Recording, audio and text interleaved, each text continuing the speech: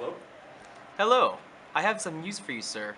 Regarding our new lineup of vehicles, if we try to cut any more costs, we will have to do things that cross the lines placed by the Federal Environmental Agency. What do you want us to do? To hell with the environmental standards.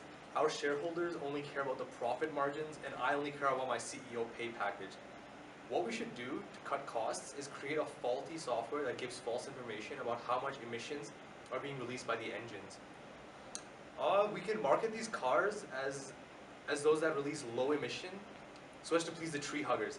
Okay, so pass the word along to all the engineering department. Okay, sir. Bye. Bye.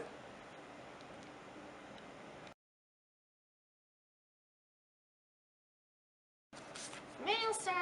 Oh, thank you, Darlene. What's this from the EPA?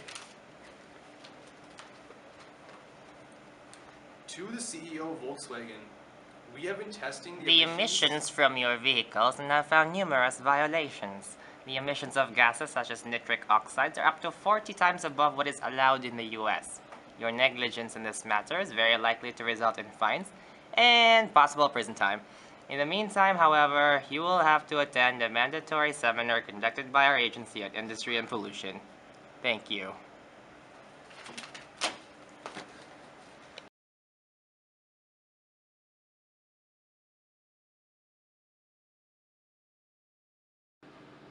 Welcome, ladies and gentlemen.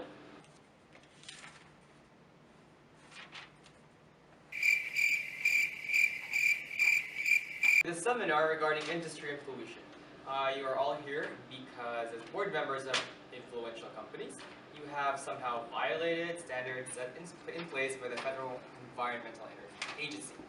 And you've jeopardized the health of this pristine environment in this country. So let's start simply by asking, what is pollution?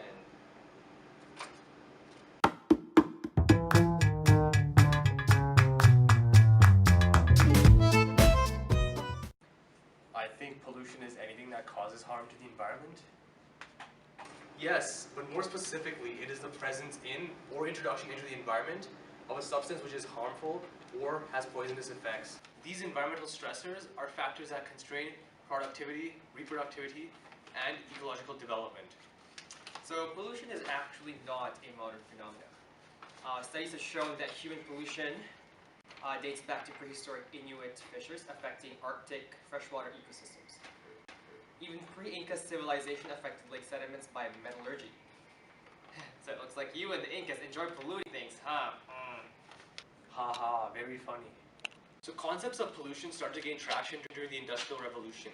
This was a time period in the late 1700s occurring in the US and Europe where agrarian societies became industrial and urban. It was the birth of powered machinery, increase in efficiency, and mass production. It also led to big shots like you polluting everything around them so as to increase profits. Only a small difference though. They didn't have the concept of its long-term effects. You, on the other hand, should have no excuse. So let's visualize a more current trend. So take a look at this graph.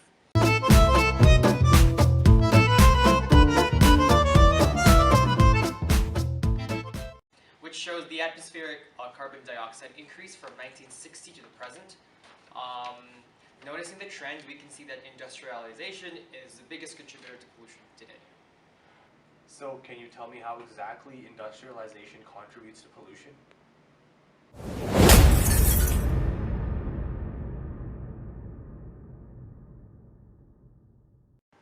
Yeah, for sure. First, we'll look at fossil fuels. Do you know what fossil fuels are? And I hope you do, because that's the reason why you're here. Yes, I actually do. From what the scientists at my company have told me, they are buried combustible deposits formed from decaying plants and animals, which are converted to natural resources via exposure to heat and pressure over time.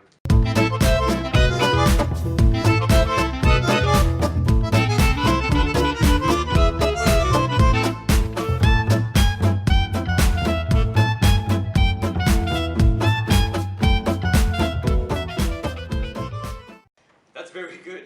Since the Industrial Revolution, there has been a huge increase in usage, so much so that the current consumption is 12.8 billion tons. However, the problem is that it releases environmental damaging pollutants such as sulfur, carbon dioxide, and can cause problems such as acid rain. The gases that are released, mostly from fossil fuel combustion, are called greenhouse gases.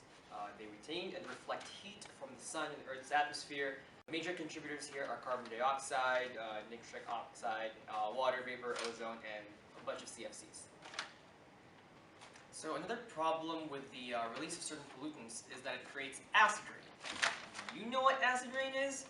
Have you experienced the stinging sensation of those rain droplets as they come into contact with your bare skin? Have you felt that you were about to dissolve into liquid? No, I haven't experienced it, but I do know that acid rain can ruin sculptures. Is that correct? Yes, that's correct. It dissolves marble. Destroying classical art is definitely not a good thing, but what it does to the environment is even worse. Acid rain is a mixture of wet and dry deposition from the atmosphere containing nitric and sulfuric acid in amounts higher than normal. Wet deposition refers to acidic rain, fog, or snow. This acidic precipitation can leach basic cations from the soil and allow sulfur and nitrogen to accumulate. It also increases aluminum concentration in soil, hindering water and nutrient uptake by plants. It can affect populations, and especially those of vegetation and aquatic species. On the other hand, dry deposition occurs when acid chemicals are involved in dust or smoke. The wind can carry these acidic particles over large distances and place them on buildings, cars, and trees. And then rain can wash these particles into runoffs, which then acidify bodies of water. And now I don't want to blame you alone for the woes of acid rain in this region. It can also be produced by natural sources, such as volcano eruptions, which release sulfur dioxide and carbon dioxide. However, man-made sources can come from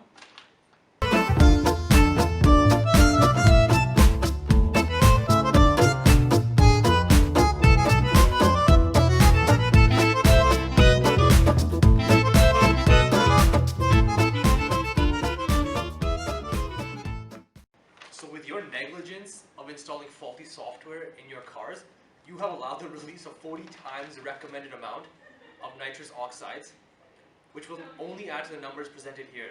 You should feel ashamed of yourself. You know, acid rain started to become a nuisance during the Industrial Revolution, but it was only recognized as a problem starting in the 1970s, during which scientists observed increases in lakes and stream acidity. So, I'm not sure if you're aware, but there have been a lot of legislations brought forth to control sulfurous oxides and nitrous oxide gas releases from power plants. The EPA also set strict guidelines for vehicle emissions, which you obviously failed to keep. Shame on you.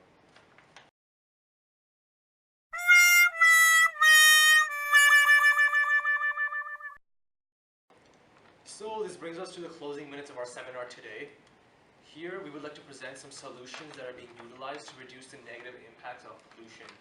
And first of all, if you could obey the laws set in place by the EPA, that would be really nice. These regulations will increase the probability that your progeny won't have to experience what it's like breathing polluted, smog-filled urban Chinese air, for example.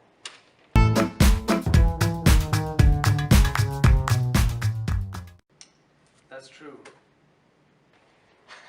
Other solutions involve reducing atmospheric CO2 by carbon dioxide fixation. This involves converting inorganic carbon, such as CO2, into organic carbons. Solutions that we would like to present to you as a CEO of a major car company involve producing cars that run on energy other than fossil fuels. Other major car companies are already starting this initiative, so get on board, man. Okay already. Yeah, and a lot of your sales are in Europe, for the most part, and electric cars are becoming a really big thing there anyways. So there's one thing you can take away from this class. Is jeopardizing your company's brand really worth it? Think about it. Think about it. Think about it.